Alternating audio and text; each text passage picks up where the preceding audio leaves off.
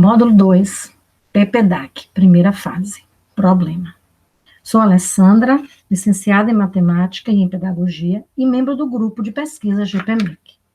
Nesse segundo vídeo, será apresentada a primeira das 5 fases da metodologia investigativa proposta nos estudos de Wilde e Punkford. Essas 5 fases são problema, planejamento, dados, coleta, análise e conclusão. E todas elas identificadas no PPDAC. Nesse momento, a participação do aluno é fundamental, pois é importante que ele se perceba como parte da tarefa. Mesmo que o tema seja proposto pelo professor, o problema deve ser elaborado com os estudantes, a partir de discussões, o que requer atenção do professor para não perder de vista o seu planejamento, justamente para trabalhar os conceitos estatísticos. No planejamento das fases do PPDAC, o professor vai descrever como será desenvolvida as suas ações. A aula pode começar com a discussão de um tema, com a participação dos estudantes. Nessa fase, o engajamento da turma favorece a investigação.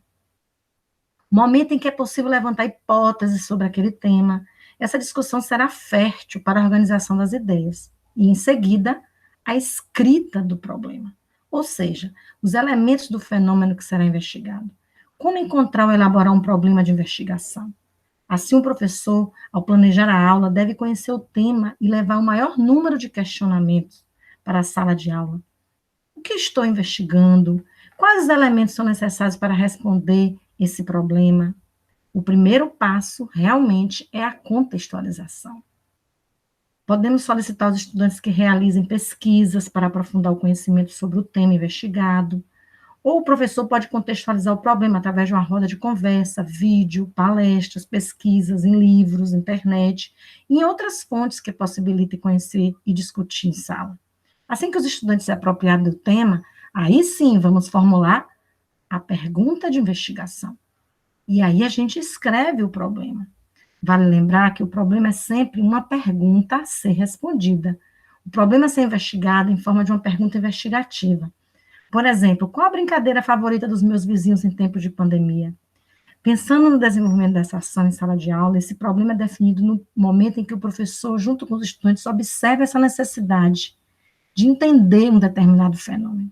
Veja que a contextualização por parte da comunidade pode partir de uma situação local, estadual, nacional ou mundial, ou seja, um tema que naquele momento precisa ser investigado, estudado. Porque é necessário pensar sobre aquele tema, quais são as suas origens, quais são as consequências para as pessoas e para a sociedade.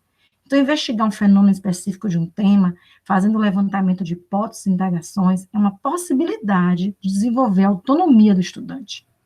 E ao chegar à pergunta final, passamos então para o planejamento. Obrigada.